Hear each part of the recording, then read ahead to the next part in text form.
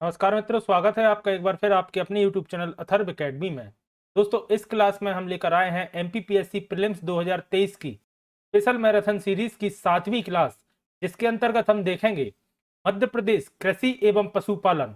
इसके अंतर्गत रहेगा मध्य प्रदेश राज्य की प्रमुख फसलें, मध्य प्रदेश में कृषि की भौगोलिक दशाएं, प्रमुख साग सब्जी एवं फलों का उत्पादन, मध्य प्रदेश की प्रमुख संस्थाएं एवं केंद्र, मध्य प्रदेश जैविक कृषि नीति, राज्य में कृषि विकास योजनाएं एवं संस्थाएं, राष्ट्रीय डेयरी योजना।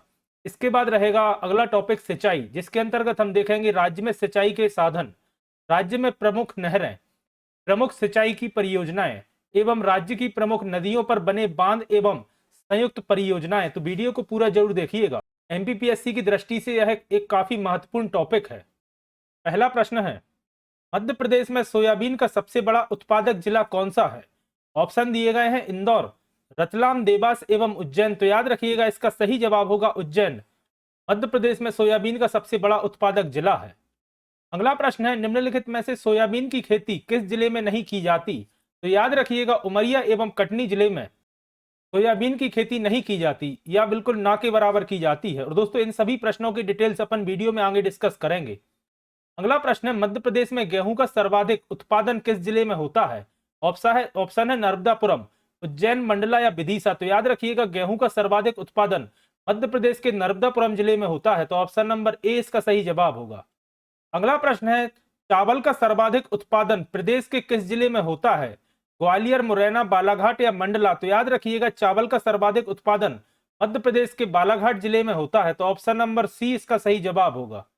अगला प्रश्न है, चने की उत्पादन में मध्य प्रदेश का देश में कौन सा स्थान है? तो याद रखिएगा, चने के उत्पादन में देश में मध्य प्रदेश का पहला स्थान है। तो ऑप्शन नंबर ए इसका सही जवाब होगा। अगला प्रश्न है, निम्नलिखित में से प्रदेश की प्रमुख व्यापारिक फसल कौन सी है? चना, गन्ना, मूंगफली या सोयाबीन। तो याद रखिएगा, इन चारों में से सोयाबीन प्रदेश की मुख्य व्यापारिक फसल है। इसके अलावा चना, गन्ना और मूंगफली का भी उत्पादन मध्य प्रदेश में होता है। अगला प्रश्न है, मध्य प्रदेश में गांजा का उत्पादन किस जिले में होता है? तो याद रखिएगा, मध्य प्रदेश में गांजा का उत्पादन खंडवा जिले में होता है। तो ऑप्शन नंबर ए इसका सही जवाब होगा। अगला प्रश्न है, मध्य प्रदेश में अफीम का उत्पादन किस जिले में होता है? ऑप्शन है खंडवा, मंदसौर, खरगोन या मंडला। तो याद रखिएगा, मध्य प्रदेश में अफीम का उत्पादन मंदसौर जिले में होता है। इसके अलावा याद रखिएगा, मंदसौर के अलावा अगर आपको नीमच भी ऑप्शन में मिलता है तो इसका सही जवाब नीमच भी होगा, क्योंकि नीमच के भी कुछ क्षेत्रों में अफीम का उत्पादन होता है, लेकिन मुख्य रूप से मंदसौर जिले में अफीम का उत्पादन होता है। आइए अब जान लेते हैं मध्य प्रदेश राज्य की प्रमुख फसलों के बारे में। प्रदेश की फसल संरचना तथा उत्पादन में विविधता पाई जाती है, क्योंकि प्रदेश के धरातल, मिट्टी, जलवायु तथा सामाजिक आर्थिक परिस्थितियों में काफी विभिन्नता देखने को मिलती है। राज्य के विभिन्न भागों में भिन्न भिन्न प्रकार की फसलें उगाई जाती हैं। प्रदेश की प्रमुख फसलों का विवरण निम्नलिखित है। सबसे पहले जान लेते हैं गेहूं के बारे में। राज्य में गेहूं अनाजों में सबसे अधिक तथा सभी फसलों में सोयाबीन के बाद पैदा की जाने वाली प्रमुख फसल है। यानी कि अनाजों में सर्वाधिक गेहूं की उपज होती है। और अगर सभी फसलों की बात की जाए तो सोयाबीन के बाद राज्य में दूसरे नंबर पर गेहूं की उपज की जाती है। यह राज्य में रबी की मुख्य फसल है। गेहूं 75 से 127 सेंटीमीटर वर्षा वाले क्षेत्र में पैदा की जाती है। गेहूं राज्य की प्रमुख सिंचित फसल है। राज्य में गेहूं काली एवं जलोढ़ दोमट मिट्टी या मृदा क्षेत्र में उगाई जाती है। सबसे अधिक गेहूं का संकेंद्रण मध्य नर्मदा घाटी तथा पूर्वी मालवा प्रदेश में है। इस क्षेत्र में नर्मदापुरम से लेकर रायसेन, भोपाल, विदिशा तक एक विस्तृत गेहूं पेटी पाई जाती है। राज्य में उत्पादन की दृष्टि से फसलों की घटता क्रम है: गेहूं, सोयाबीन, चना, चावल, मक्का, कपास, ज्वार। राज्य में गेहूं का सर्वाधिक क्षेत्रफल, उत्पादन एवं उत्पादकता क्रमशः नर्मदापुरम, रतलाम जिलों में पाया जाता है। फिर है चावल। प्रदेश में अनाजों की दृष्टि से चावल क्षेत्रफल एवं उत्पादन में गेहूं के बाद द्वितीय स्थान पर है। चावल का प्रदेश में उत्पादन 100 से 125 सेंटीमीटर औसत वर्षा वाले क्षेत्रों में किया जाता है। पूर्वी मध्य प्रदेश में बालाघाट, सिवनी, मंडला तथा डिंडोरी जिलों में मुख्य रूप से चावल की खेती की जाती है। राज्य के प्रमुख उत्पादक जिलों में चावल बिना सिंचाई के ही पैदा किया जाता है। राज्य में चावल का सर्वाधिक उत्पादन, क्षेत्रफल एवं उत्पादकता क्रमशः बालाघाट, उसके बाद बालाघाट एवं शिवपुरी तथा ग्वालियर जिलों में पाया जाता है। यानी सबसे ज्यादा उत्पादन होता है बालाघाट, और क्षेत्रफल है बालाघाट एवं शिवपुरी, और उत्पादकता है ग्वालियर जिलों में, ग्वालियर जिले में। फिर है मक्का। मक्का गेहूं और चावल के बाद प्रदेश की तीसरी प्रमुख अनाज फसल है। यह उत्तर पश्चिमी मध्य प्रदेश में प्रमुख रूप से उगाई जाती है। इसकी कृषि झाबुआ, छिंदवाड़ा, धार, रतलाम, मंदसौर, शाजापुर तथा राजगढ़ जिलों में मुख्य रूप से की जाती है। मक्का कम उपजाऊ तथा ऊबड़ खाबड़ भूमि पर पैदा की जाती है। फिर है ज्वार। ज्वार मध्य प्रदेश में पैदा की जाने वाली फसलों में चौथे स्थान पर है। ज्वार प्रदेश में रबी और खरीफ दोनों मौसम में बोई जाती है, परंतु उत्पादन खरीफ की फसल में अधिक होता है। प्रदेश में मुख्य ज्वार उत्पादक क्षेत्र पश्चिमी और मध्य सतपुड़ा क्षेत्र है। यहाँ खरगोन, बैतूल, छिंदवाड़ा, बड़वानी, खंडवा तथा बुरहानपुर में ज्वार की कृषि की जाती है। वर्तमान में ज्वार के स्थान पर सोयाबीन की कृषि को बढ़ावा मिलने से प्रदेश में ज्वार के क्षेत्रफल में कमी आ रही है। के बाद है चना। चना मध्य प्रदेश की प्रमुख दलहन फसल है, जो राज्य के कुल दलहन क्षेत्रफल के लगभग 59% क्षेत्र पर पैदा की जाती है। चना राज्य के मध्य भाग यथा पूर्वी मालवा पठार, बुंदेलखंड पठार तथा ऊपरी मध्य नर्मदा घाटी में प्रमुख रूप से पैदा किया जाता है। विदिशा प्रदेश का सबसे बड़ा चना उत्पादक जिला है। इसके अलावा सागर, रायसेन, नरसिंहपुर, दमोह, अशोकनगर, छतरपुर और देवास प्रमुख उत्पादक जिले हैं। राज्य में चने का सर्वाधिक क्षेत्रफल, उत्पादन एवं उत्पादकता क्रमशः उज्जैन, विदिशा एवं हरदा जिला में पाया जाता है। फिर है सोयाबीन। राज्य में देवास जिले में सोयाबीन की कृषि होना शुरू हुई थी। वर्तमान में उमरिया और कटनी को छोड़कर राज्य के लगभग सभी जिलों में इसकी कृषि की जाती है। सोयाबीन के मुख्य उत्पादक जिले उज्जैन, शाजापुर, राजगढ़, देवास, धार और हरदा हैं। राज्य में सोयाबीन का सर्वाधिक क्षेत्रफल, उत्पादन एवं उत्पादकता क्रमशः उज्जैन, सीहोर एवं ग्वालियर जिलों में अंकित किया जाता है। अगला प्रश्न है, राष्ट्रीय अंगूर अनुसंधान केंद्र कहाँ स्थित है? दोस्तों, इस प्रश्न को आप स्टार मार्क करिएगा और याद रखिएगा, राष्ट्रीय अंगूर अनुसंधान केंद्र रतलाम में स्थित है। तो ऑप्शन नंबर ए इसका सही, ऑप्शन नंबर बी इसका सही जवाब होगा। आइए जान लेते हैं मध्य प्रदेश के कुछ प्रमुख संस्थाएं एवं केंद्र। इस तरफ लिस्ट में दिए गए हैं संस्था और केंद्र, इस तरफ है उनके मुख्यालय। राष्ट्रीय सोयाबीन अनुसंधान केंद्र इंदौर में स्थित है। चावल या धान अनुसंधान केंद्र बड़वानी में स्थित है और भारत का कटक में स्थित है, कटक उड़ीसा में, याद रखिएगा। कपास अनुसंधान केंद्र खरगोन में स्थित है। कृषि अभियांत्रिकी अनुसंधान केंद्र भोपाल में स्थित है। कृषि यांत्रिकी महाविद्यालय जबलपुर में स्थित है। उद्यान महाविद्यालय मंदसौर में स्थित है। एशिया का सबसे बड़ा सोयाबीन संयंत्र उज्जैन में स्थित है। देश का पहला सेलरिच जैविक खाद्य संयंत्र भोपाल में स्थित है। मवेशियों का चारा बनाने का संयंत्र धार में स्थित है। भारत की प्रथम जैविक खेती इकाई इंदौर में स्थित है। जवाहरलाल नेहरू कृषि विश्वविद्यालय जबलपुर में स्थित है और इसकी स्थापना 1964 में की गई थी, इसका वर्ष याद रखिएगा। राजमाता विजयराजे सिंधिया कृषि विश्वविद्यालय ग्वालियर में स्थित है और इसकी स्थापना 2008 में की गई थी। अंतरराष्ट्रीय मक्का एवं गेहूं अनुसंधान केंद्र खमरिया जबलपुर में स्थित है। डेयरी स्टेट परियट जबलपुर में स्थित है। राष्ट्रीय अंगूर अनुसंधान केंद्र रतलाम में स्थित है। अगला प्रश्न है, मध्य प्रदेश में कुल पड़ती भूमि कितनी है? तो याद रखिएगा 868,000 हेक्टेयर मध्य प्रदेश में कुल पड़ती भूमि है। अगला प्रश्न है, मालवी, थारपारकर और साहिवाल आदि क्या है? तो याद रखिएगा मालवी, थारपारकर और साहिवाल यह तीनों गाय की नस्लें हैं। तो ऑप्शन नंबर 20 का सही जवाब होगा। अगला प्रश्न है, चावल की सर्वाधिक उत्पादन दर राज्य के किस जिले में पाई जाती है? तो जैसा कि अभी अपन ने डिस्कस किया, चावल की सर्वाधिक उत्पादन दर राज्य के बालाघाट जिले में पाई जाती है। तो ऑप्शन नंबर ए इसका सही जवाब होगा। अगला प्रश्न है, राष्ट्रीय सोयाबीन अनुसंधान केंद्र कहाँ स्थित है? तो याद रखिएगा राष्ट्रीय सोयाबीन अनुसंधान केंद्र इंदौर में स्थित है। तो ऑप्शन नंबर डी इसका सही जवाब है। अगला प्रश्न है, जवाहरलाल नेहरू कृषि विश्वविद्यालय कहाँ स्थित है? तो याद रखिएगा इसका सही जवाब होगा जबलपुर। ऑप्शन नंबर ए इसका सही जवाब है। अगला प्रश्न है, राष्ट्रीय कृषि बीमा योजना कब शुरू की गई थी? तो याद रखिएगा वर्ष 1999-2000 में राष्ट्रीय कृषि बीमा योजना की शुरुआत की गई थी। अगला प्रश्न है कपास का सर्वाधिक क्षेत्रफल किस जिले में है? तो याद रखिएगा कपास का सर्वाधिक क्षेत्रफल खरगोन जिले में है, तो ऑप्शन नंबर ए इसका सही जवाब होगा। अगला प्रश्न है सोया स्टेट के नाम से किसे जाना जाता है? तो दोस्तों आप सभी जानते हैं सोया स्टेट के नाम से या सोयाबीन स्टेट के नाम से मध्य प्रदेश को जाना जाता है, तो ऑप्शन नंबर ए इसका सही जवाब होगा।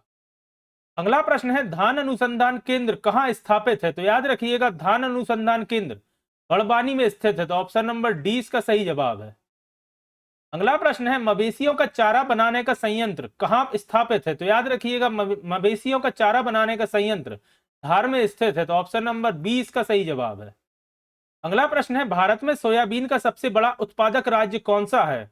महाराष्ट्र, पंजाब, केरल या मध्य प्रदेश? तो आप सभी जानते हैं भारत में सोयाबीन का सबसे बड़ा उत्पादक राज्य मध्य प्रदेश है, तो ऑप्शन नंबर डी इसका सही जवाब होगा।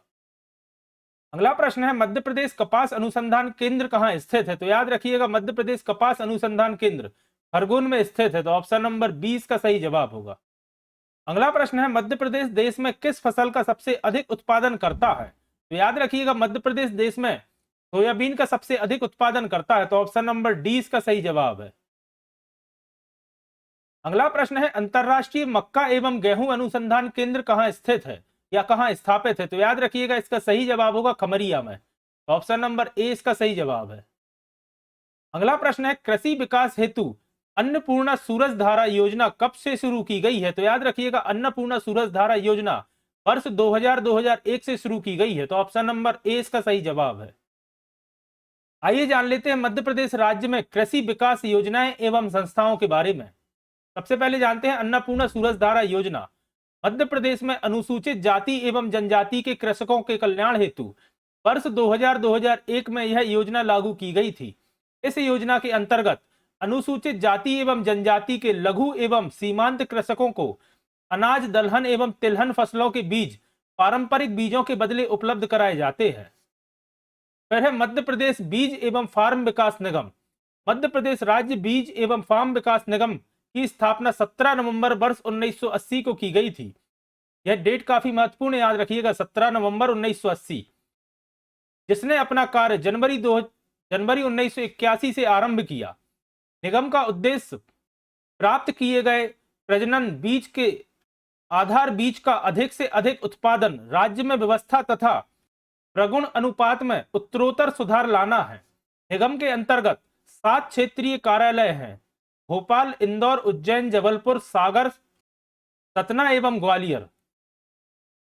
फिर है राष्ट्रीय कृषि बीमा योजना।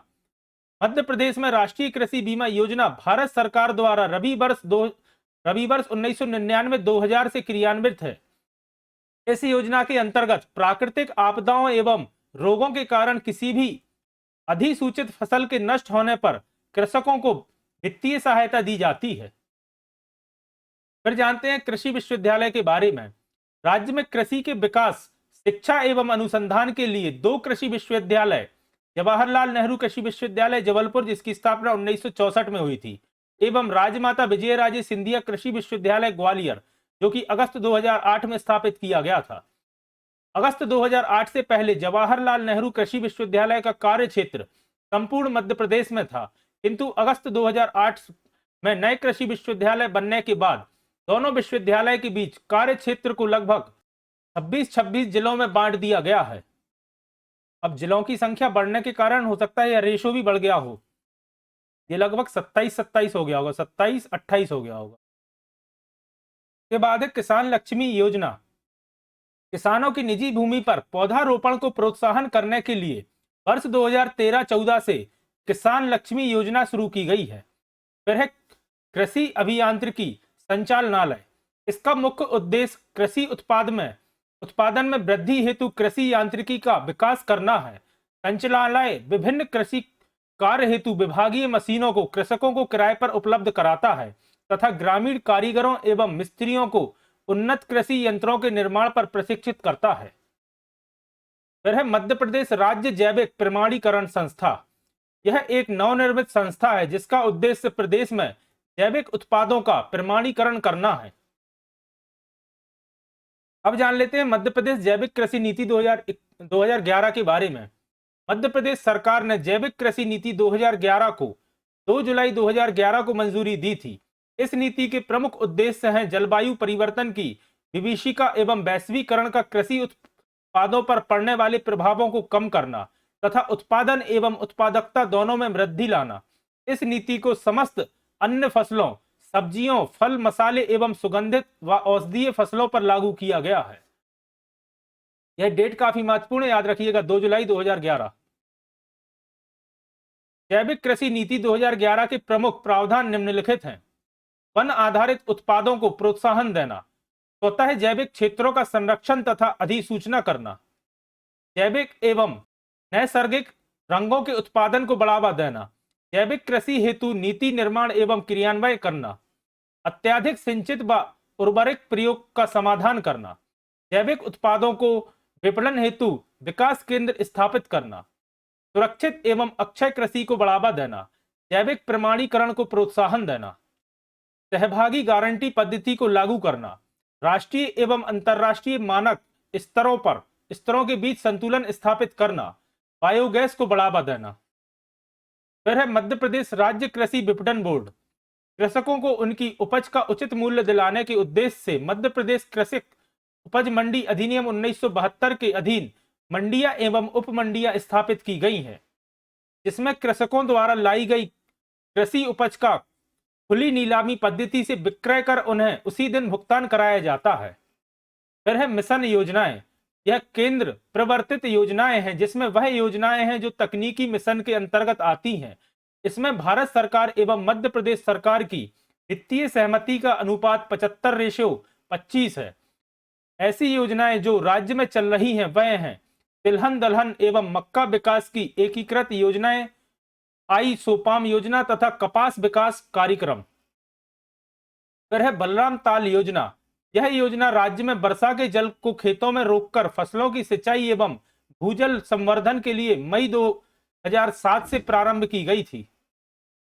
अगला प्रश्न है मध्य प्रदेश में सर्वाधिक पशु घनत्व किस जिले में है? तो याद रखिएगा, मध्य प्रदेश में सर्वाधिक पशु घनत्व है टीकमगढ़ जिले में। तो ऑप्शन नंबर 20 का सही जवाब है। अगला प्रश्न है मध्य प्रदेश में सर्वाधिक दुग्ध उत्पादन किन जिलों में होता है? तो याद रखिएगा, मध्य प्रदेश में सर्वाधिक दुग्ध उत्पादन मुरैना एवं श्योपुर जिलों में होता है। तो ऑप्शन नंबर 20 का सही जवाब होगा। अब जान लेते हैं मध्य प्रदेश पशुपालन के बारे में। मध्य प्रदेश की लगभग 2/3 जनसंख्या ग्रामीण अंचल में रहती है। ग्रामीण क्षेत्रों में कृषि के साथ साथ पशुपालन का विशेष महत्व रहता है।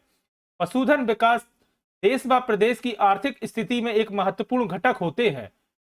सकल घरेलू उत्पाद में वृद्धि की अपार संभावनाओं को समाहित किए हुए हैं। राज्य में पशुओं का वितरण असमान है।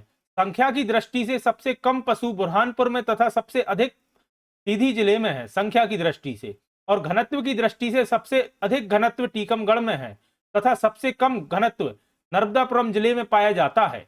मध्य प्रदेश के उत्तर पूर्वी भागों में पशु घनत्व अधिक पाया जाता है, जबकि दक्षिणी हिस्से में पशु घनत्व न्यूनतम है।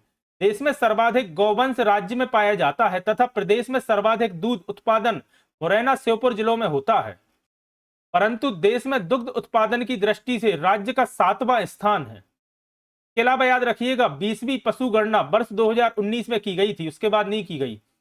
जो अंतिम हुई थी वह 20वीं थी और 2019 में की गई थी। फिर है सहकारी डेयरी विकास कार्यक्रम।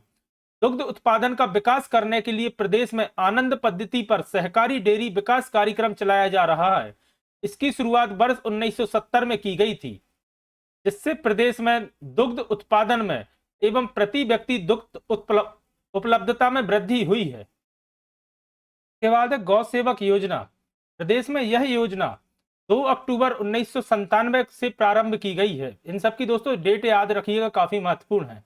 इस योजना का मुख्य उद्देश्य है स्वरोजगार के माध्यम से दूरस्थ ग्रामीण क्षेत्रों में पशु चिकित्सा सुविधा उपलब्ध कराना।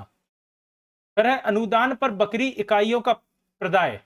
यह योजना सभी वर्ग के भूमिहीन कृषि मजदूर, सीमांत एवं कृषकों के लिए वर्ष 2008-9 से प्रदेश के सभी जिलों में आरंभ की गई है। इस योजना का उद्देश्य है देसी बकरियों की नस्ल में सुधार लाना एवं हितग्राहियों की आर्थिक स्थिति में सुधार लाना। अगला प्रश्न है मध्य प्रदेश में उद्यानिकी मिशन कब से शुरू किया गया है? तो याद रखिएगा वर्ष 2006-2007 से शुरू किया गया है मध्य प्रदेश में उद्यानिकी मिशन। अगला प्रश्न है, राज्य में दुग्ध उत्पादन में वृद्धि हेतु सहकारी डेयरी विकास कार्यक्रम कब से चल रहा है? तो याद रखिएगा वर्ष 1970 से राज्य में दुग्ध उत्पादन में वृद्धि हेतु सहकारी डेयरी विकास कार्यक्रम 1970 से चल रहा है। आइए अब जान लेते हैं मध्य प्रदेश की सिंचाई संसाधन से संबंधित प्रश्नों को। पहले इसके बारे में थोड़ा सा शॉर्ट में जान लेते हैं। मध्य प्रदेश राज्य की अर्थव्यवस्था कृषि प्रधान है, जिसमें सिंचाई का विशेष महत्व है।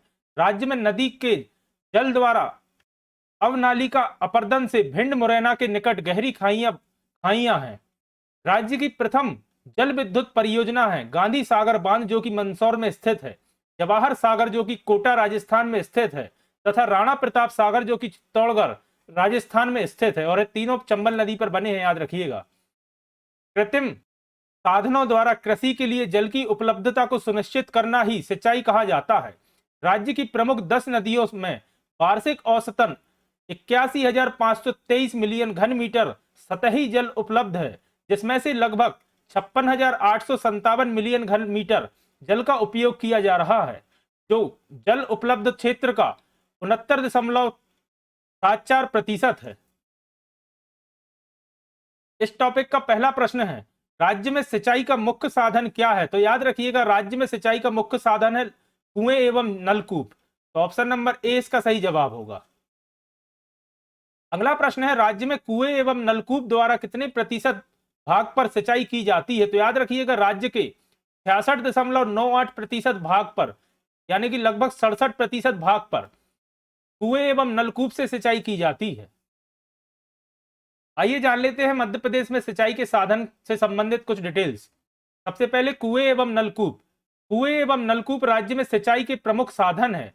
इनके द्वारा कुल सिंचित क्षेत्र के 66.98% क्षेत्र पर सिंचाई की जाती है। कुओं एवं नलकूपों के द्वारा सर्वाधिक सिंचाई पश्चिमी राज्य में होती है। कुआं एवं नलकूपों से पानी खींचने के लिए विद्युत एवं डीजल पंप सेटों का प्रयोग किया जाता है। राज्य में सिंचाई के इस साधन का विकास तेजी से हुआ है, क्योंकि यह छोटे एवं मध्यम वर्ग के किसानों के लिए एक सस्ते एवं शीघ्र सुलभ होते हैं। फिर है नहरें एवं तालाब। नहरों के निर्माण की बड़ी लागत तथा असमतल भूभाग पर निर्माण में कठिनाइयों के कारण नहरों का समुचित विकास नहीं हो पाया है। राज्य के समतल भूभागों में नदी घाटियों में बांध बनाकर नहरी सिंचाई के विकास हेतु प्रयास किए जा रहे हैं। राज्य में तालाबों द्वारा भी सिंचाई की जाती है, परंतु उनके द्वारा सिंचित क्षेत्र तेजी से घट रहे हैं। इसके लिए राज्य के धरातल की विपरीत दशाएं जिम्मेदार हैं। तालाब द्वारा राज्य में सर्वाधिक सिंचाई बालाघाट, सिवनी, पन्ना आदि जिलों में की जाती है। अगला प्रश्न है, पालकमती सिंचाई तालाब भोपाल में कब बनाया गया था? तो याद रखिएगा पालकमती सिंचाई तालाब भोपाल में वर्ष 1933 में बनाया गया था। तो ऑप्शन नंबर ए इसका सही जवाब है। अगला प्रश्न है, चंबल घाटी योजना को कितने चरणों में आरंभ किया था? तो याद रखिएगा चंबल घाटी योजना को 3 चरणों में आरंभ किया था। तो ऑप्शन नंबर बी इसका सही जवाब है। आइए जानते हैं चंबल घाटी परियोजना के बारे में। दोस्तों यह काफी महत्वपूर्ण पॉइंट है या टॉपिक है, इससे अधिकतर प्रश्न देखने को बनता है। चंबल घाटी परियोजना एवं नर्मदा घाटी परियोजना यह काफी महत्वपूर्ण है।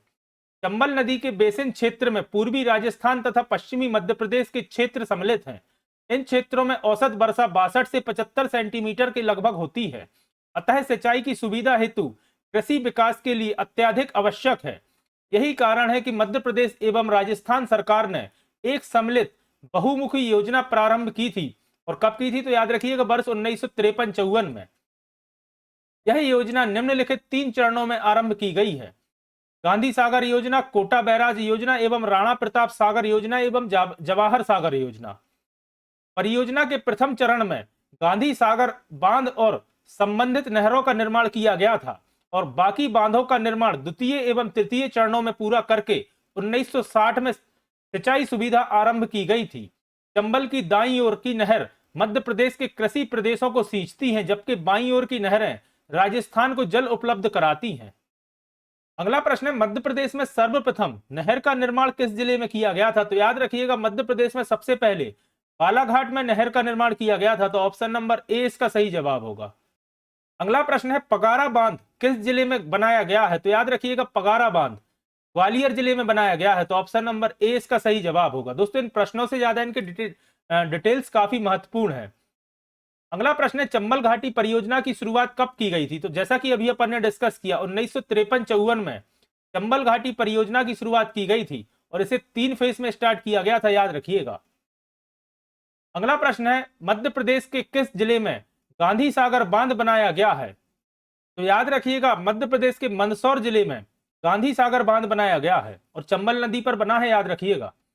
अगला प्रश्न है, रानी अवंतीबाई सागर बांध की ऊंचाई कितनी है? दोस्तों रानी अवंतीबाई सागर बांध को ही, इस बांध को बरगी बांध के नाम से भी जाना जाता है, बरगी डैम के नाम से जाना जाता है और इसकी ऊंचाई है 69 मीटर। तो ऑप्शन नंबर ए इसका सही जवाब होगा। आइए अब जान लेते हैं मध्य प्रदेश की प्रमुख नदियों पर बंधे हुए बांधों को एक दृष्टि में। सबसे इस तरफ है बांध गांधी सागर बांध, जो कि चंबल नदी पर बना हुआ है और इसकी लंबाई है 514 मीटर और ऊंचाई है 64 मीटर। राणा प्रताप सागर बांध, जो कि चंबल नदी पर बना हुआ है और इसकी लंबाई है 1143 मीटर और ऊंचाई है 54 मीटर। जिन जिन की लंबाई और ऊंचाई महत्वपूर्ण है वह मैंने सभी इसमें मेंशन कर दी है। जवाहर सागर बांध चंबल नदी पर बना है। कोटा बैराज योजना चंबल नदी पर बनी है। रानी अवंती सागर बांध, जो कि बरगी योजना कहलाता है, बरगी बांध कहलाता है, नर्मदा नदी पर बना है, 483 मीटर लंबा है और 69 मीटर इसकी हाइट है। तवा बांध तवा नदी पर बना है, 1448.7 मीटर लंबा है और 58 मीटर इसकी हाइट है।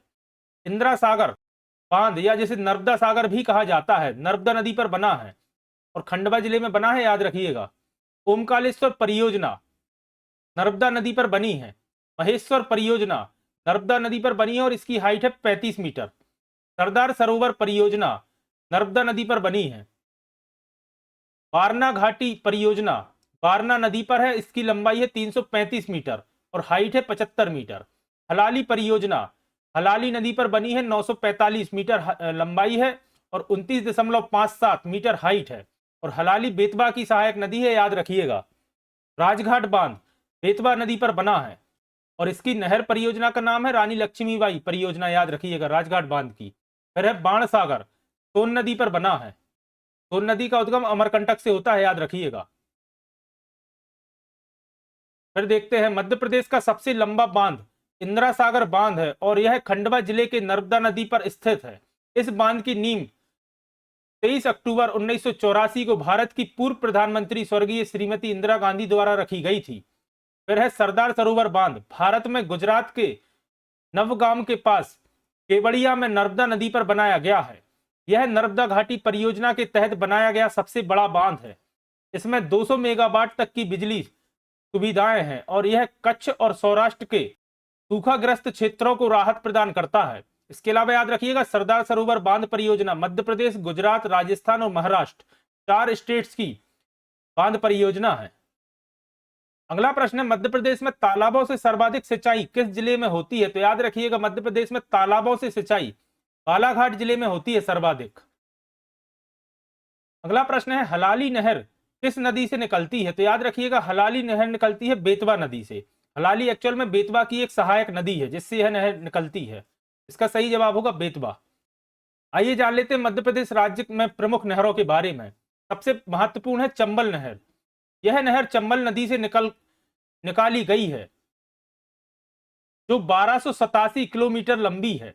मध्य प्रदेश में श्योपुर जिले की श्योपुर कला तहसील में प्रवेश करती है तथा टरेरा के पास 2 शाखाओं में बट जाती है। अंबाह शाखा जो कि है 179 किलोमीटर लंबी एवं मुरैना शाखा जो कि है 56 किलोमीटर लंबी। इस नहर से ग्वालियर, भिंड, मुरैना जिलों के 13,000 गांवों की लगभग 2.5 लाख हेक्टेयर भूमि की सिंचाई की जाती है। फिर है बरना नहर, या इसे ही बारना नहर भी कहते हैं।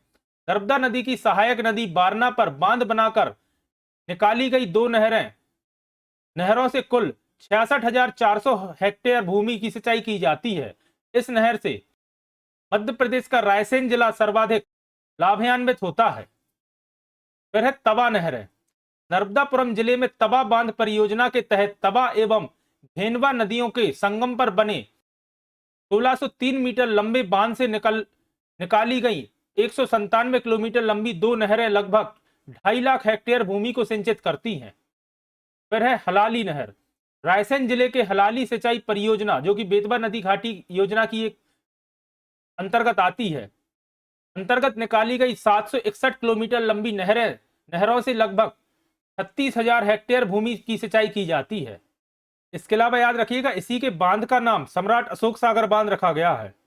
फिर है बैनगंगा नहर। बैनगंगा नदी से निकली 45 किलोमीटर लंबी इस नहर के द्वारा मध्य प्रदेश के बालाघाट और महाराष्ट्र के भंडारा जिले में सिंचाई की जाती है। इस नहर की दो शाखाएं 35 किलोमीटर लंबी हैं। अगला प्रश्न है, तालाबों एवं नहरों द्वारा राज्य में कितने प्रतिशत सिंचित क्षेत्र पर सिंचाई की जाती है? तो याद रखिएगा 19.5% क्षेत्र पर सिंचाई की जाती है तालाबों एवं नहरों द्वारा, और राज्य के कुल सिंचित क्षेत्र के 19.5% पर। अगला प्रश्न है, मान परियोजना किस जिले में बनाई गई है? तो याद रखिएगा मान परियोजना धार जिले में बनाई गई है, तो ऑप्शन नंबर सी इसका सही जवाब होगा। अगला प्रश्न है, ओमकालेश्वर परियोजना से निम्नलिखित में से किस जिले को लाभ नहीं मिलता? तो याद रखिएगा श्योपुर जिले को नहीं मिलता। इसके अलावा खंडवा, धार और झाबुआ, इन तीनों जिलों को ओमकालेश्वर परियोजना से लाभ मिलता है, और श्योपुर को मिलता है चंबल घाटी परियोजना से, याद रखिएगा। अगला प्रश्न है, निम्नलिखित में से कौन सा राज्य सरदार सरोवर परियोजना में शामिल नहीं है? मध्य प्रदेश, राजस्थान, उत्तर प्रदेश या गुजरात? तो याद रखिएगा उत्तर प्रदेश शामिल नहीं है। सरदार सरोवर परियोजना मध्य प्रदेश, राजस्थान, गुजरात एवं महाराष्ट्र की संयुक्त परियोजना है। आइए जान लेते हैं राज्य की कुछ संयुक्त परियोजनाओं के बारे में। सबसे पहले है राणा प्रताप सागर, जो कि चंबल नदी पर बनाया गया है और मध्य प्रदेश और राजस्थान की संयुक्त परियोजना है। फिर है जवाहर सागर, जो कि चंबल नदी पर स्थित है, मध्य प्रदेश एवं राजस्थान की संयुक्त परियोजना है। कोटा बैराज चंबल नदी पर बनाया गया है और मध्य प्रदेश और राजस्थान की संयुक्त परियोजना है। सरदार सरोवर परियोजना नर्मदा एवं नर्मदा की सहायक नदियों पर बनाया गया है और मध्य प्रदेश, महाराष्ट्र, गुजरात एवं राजस्थान की संयुक्त परियोजना है। बाण सागर परियोजना सोन नदी पर बनाई गई है और मध्य प्रदेश, उत्तर प्रदेश एवं बिहार की संयुक्त परियोजना है, और याद रखिएगा एकमात्र ऐसी परियोजना है जिसमें बिहार शामिल है। उर्मिल परियोजना उर्मिल नदी पर बनाया गया है और मध्य प्रदेश और उत्तर प्रदेश की संयुक्त परियोजना है। फिर है सहपुर बैराज, जिसे ग्रेटर गंगऊ बांध भी कहते हैं, और केन नदी पर बनाया गया है और यह मध्य प्रदेश और उत्तर प्रदेश की संयुक्त परियोजना है। फिर है राजघाट बांध और इसकी नहर परियोजना का नाम है रानी लक्ष्मीबाई परियोजना, जो कि बेतवा नदी पर बनाया गया है और मध्य प्रदेश और उत्तर प्रदेश की संयुक्त परियोजना है। फिर है माता टीला परियोजना और इसके भी नहर परियोजना का नाम है रानी लक्ष्मीबाई परियोजना, जो कि बेतवा नदी पर बनाया गया है और मध्य प्रदेश एवं उत्तर प्रदेश की संयुक्त परियोजना है। फिर है पैंच परियोजना, जो कि पैंच नदी पर बनाई गई है और मध्य प्रदेश और महाराष्ट्र की संयुक्त परियोजना है। फिर है बाघ परियोजना, जो कि बाघ नदी पर बनाई गई है और मध्य प्रदेश और महाराष्ट्र की संयुक्त परियोजना है। फिर है काली सागर परियोजना, जो कि बाघ एवं उसकी सहायक नदियों पर बनाई गई है और मध्य प्रदेश और महाराष्ट्र की संयुक्त परियोजना है। फिर है बावनथड़ी परियोजना, जो कि बावनथड़ी नदी पर बनाई गई है और मध्य प्रदेश एवं महाराष्ट्र की संयुक्त परियोजना है। अगला प्रश्न है, महेश्वर परियोजना किस नदी पर बनाई गई है? तो आप सभी जानते हैं महेश्वर परियोजना नर्मदा नदी पर बनाई गई है, तो ऑप्शन नंबर ए इसका सही जवाब होगा, और यह खरगोन जिले में स्थित है, याद रखिएगा। और महेश्वर को रानी अहिल्याबाई की नगरी के रूप में जाना जाता है, या देवी अहिल्याबाई की नगरी के रूप में जाना जाता है। अगला प्रश्न है, राजघाट बांध किस नदी पर बनाया गया है? तो याद रखिएगा राजघाट बांध बेतवा नदी पर बनाया गया है, तो ऑप्शन नंबर बी इसका सही जवाब होगा। अगला प्रश्न है, निम्नलिखित में से कौन सी परियोजना मध्य प्रदेश एवं महाराष्ट्र की संयुक्त परियोजना है? ऑप्शन है राणा प्रताप सागर परियोजना, जो कि मध्य प्रदेश और राजस्थान की संयुक्त परियोजना है। बाण सागर परियोजना, जो कि मध्य प्रदेश, उत्तर प्रदेश एवं बिहार की संयुक्त परियोजना है। पैंच परियोजना, जो कि मध्य प्रदेश और महाराष्ट्र की संयुक्त परियोजना है, तो ऑप्शन नंबर सी इसका सही जवाब होगा। और माता टीला परियोजना मध्य प्रदेश और उत्तर प्रदेश की संयुक्त परियोजना है। माता टीला बनी है बेतवा नदी पर, राणा प्रताप सागर परियोजना चंबल नदी पर, और बाण सागर परियोजना सोन नदी पर, और पैंच परियोजना पैंच नदी पर। फिर है जोबट परियोजना किस नदी पर बनाई गई है? तो याद रखिएगा जोबट परियोजना हथनी नदी पर बनाई गई है, और यह काफी महत्वपूर्ण प्रश्न है दोस्तों। 2 से 3 बार तो एमपीपीएससी में ही पूछा जा चुका है और अन्य एग्जाम में भी पूछा जा चुका है। अगला प्रश्न है, राणा प्रताप सागर बांध की लंबाई कितनी है? तो याद रखिएगा 1143 मीटर राणा प्रताप सागर बांध की लंबाई है, तो ऑप्शन नंबर बी इसका सही जवाब होगा। अगला प्रश्न है, निम्नलिखित में से मध्य प्रदेश व राजस्थान की संयुक्त परियोजना नहीं है। जवाहर सागर आप सभी जानते हैं। कोसी निब्रा परियोजना यह नहीं है। इसके अलावा कोटा बैराज परियोजना और राणा प्रताप परियोजना यह मध्य प्रदेश और राजस्थान की संयुक्त परियोजनाएं हैं और चंबल नदी पर बनाई गई हैं। फिर है, बावनथड़ी परियोजना किन राज्यों की संयुक्त परियोजना है? तो याद रखिएगा, बावनथड़ी परियोजना महाराष्ट्र एवं मध्य प्रदेश राज्य की संयुक्त परियोजना है। तो ऑप्शन नंबर 20 का सही जवाब है। अगला प्रश्न है, बाणसागर परियोजना किस नदी पर अवस्थित है? तो जैसा कि अभी अपन ने डिस्कस किया, बाणसागर परियोजना सोन नदी पर बनाई गई है और मध्य प्रदेश, उत्तर प्रदेश और बिहार की संयुक्त परियोजना है। अगला प्रश्न है, सुक्ता परियोजना किस नदी पर स्थित है? तो याद रखिएगा, सुक्ता परियोजना सुक्ता नदी पर ही स्थित है। तो ऑप्शन नंबर ए इसका सही जवाब होगा। और याद रखिएगा, सुक्ता नर्मदा नदी की सहायक नदी है। अगला प्रश्न है, ओमकालेश्वर सिंचाई परियोजना किस नदी पर बनाई गई है? तो आप सभी जानते हैं, ओमकालेश्वर सिंचाई परियोजना नर्मदा नदी पर बनाई गई है और खंडवा में स्थित है, याद रखिएगा। अगला प्रश्न है, निम्नलिखित में से कौन सी मध्य प्रदेश एवं उत्तर प्रदेश की संयुक्त परियोजना है? तो याद रखिएगा, उर्मिल परियोजना मध्य प्रदेश एवं उत्तर प्रदेश की संयुक्त परियोजना है। इसके अलावा रूबनाई परियोजना, लोअर कोलाबा परियोजना और लोअर जोंक परियोजना ऑप्शन दिए गए हैं। अगला प्रश्न है, अब जान लेते हैं नर्मदा घाटी परियोजना के बारे में। नर्मदा जल विवाद न्यायाधिकरण द्वारा नर्मदा का कुल प्रभाव, यहां मिसप्रिंट है, प्रवाह होगा जी, 3453.7 करोड़ घन मीटर आंका गया है। इस कुल मात्रा से मध्य प्रदेश को 2251.1 करोड़ घन मीटर जल आवंटित किया गया है। मध्य प्रदेश को आवंटित इस जल के उपयोग के लिए 29 बृहत, 135 मध्य तथा 3000 से अधिक लघु सिंचाई परियोजनाएं प्रस्तावित हैं। इन परियोजनाओं से लगभग 28 लाख हेक्टेयर क्षेत्र में सिंचाई तथा 3000 मेगावाट विद्युत उत्पादन प्रस्तावित है और इसमें से काफी हद तक कंप्लीट भी हो चुका है, याद रखिएगा। नर्मदा घाटी की बृहद परियोजनाओं में से बरगी, तवा, बासा, सूक्ता तथा कोलार का कार्य पूर्ण हो चुका है। नर्मदा घाटी की प्रमुख परियोजनाओं का विवरण निम्न प्रकार है। सबसे पहले है रानी अवंतीबाई सागर, जिसे आप बरगी परियोजना के नाम से जानते हैं। रानी अवंतीबाई सागर बांध बिजौरा गांव जबलपुर के निकट नर्मदा नदी पर बनाया गया। इस बांध की लंबाई 483 मीटर तथा ऊंचाई 69 मीटर है। इसमें 4 विद्युत इकाइयों द्वारा कुल 105 मेगावाट विद्युत उत्पादन किया जा रहा है। इससे बने जलाशय की क्षमता 392.2 मिलियन घन मीटर जल संचय की है। इससे बाईं ओर 135 किलोमीटर लंबी तथा दाईं ओर 139 किलोमीटर लंबी नहरें निकाली गई हैं। इन नहरों से नरसिंहपुर तथा जबलपुर में जल उपलब्ध कराया जा रहा है। इसके अलावा बरगी बांध के दाएं तट की नहर से जबलपुर, कटनी, रीवा एवं सतना जिलों में 2.45 लाख हेक्टेयर सिंचाई की जा रही है। फिर है इंदिरा सागर परियोजना। इंदिरा सागर परियोजना एक बहुउद्देशीय परियोजना है जिसका शिलान्यास 23 अक्टूबर 1984 को इंदिरा गांधी ने किया था। इस योजना से छोड़े जाने वाले नियंत्रित जल से ही निचले क्षेत्रों में ओमकालेश्वर, महेश्वर एवं सरदार सरोवर परियोजनाएं अपनी विद्युत एवं सिंचाई क्षमताओं की प्राप्ति करती हैं। फिर है ओमकालेश्वर बहुउद्देशीय परियोजना। यह योजना खंडवा जिले के मानधाता गांव के निकट निर्मित है।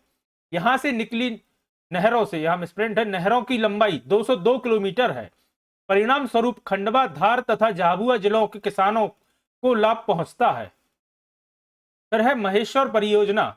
महेश्वर परियोजना नर्मदा नदी पर बनी है। इसके बांध के शीर्ष की लंबाई 3170 मीटर तथा ऊंचाई 35 मीटर है। इस परियोजना द्वारा 400 मेगावाट विद्युत का उत्पादन किया जाता है। फिर है सरदार सरोवर परियोजना। यह परियोजना गुजरात के केवड़िया ग्राम के निकट बनाई गई है। यह बहुउद्देशीय परियोजना मध्य प्रदेश, गुजरात, राजस्थान एवं महाराष्ट्र की संयुक्त परियोजना है। इस योजना से राज्य को 826 मेगावाट बिजली प्राप्त हो रही है। यह परियोजना वर्ष 2000 से पूर्ण हो चुकी है या वर्ष 2000 से कार्य कर रही है, 2000 में कंप्लीट हो गई थी। तो दोस्तों, ये थी हमारी एमपीपीएससी प्रीलिम्स 2023 की स्पेशल मैराथन सीरीज की 7वीं क्लास। आशा करता हूं आज की क्लास आपको पसंद आई होगी। अगर आज की क्लास आपको पसंद आई है तो वीडियो को लाइक करें, कमेंट करें, और अगर आपने अभी तक अथर्व एकेडमी चैनल को सब्सक्राइब नहीं किया है तो चैनल को सब्सक्राइब करें और ज्यादा से ज्यादा लोगों तक शेयर करें। और अगर आपने इसके पहले की 6 वीडियोस नहीं देखी हैं तो चैनल की प्लेलिस्ट में जाकर एक बार उन वीडियोस को भी आप जरूर देखिएगा। उसके अलावा दोस्तों, मैंने नवंबर 2022 से लेकर अक्टूबर 2023 तक के करंट अफेयर की एक वीडियो बनाई जिसमें लगभग 1500 प्रश्नों को मैंने एक ही वीडियो में डिस्कस किया है। तो एक बार आप जाकर वह करंट अफेयर की वीडियो भी जरूर देखिएगा, जो कि आपको एमपीपीएससी वाले ही प्लेलिस्ट में मिल जाएगी। जल्दी ही फिर हाजिर होता हूं अपनी अगली क्लास के साथ। धन्यवाद दोस्तों।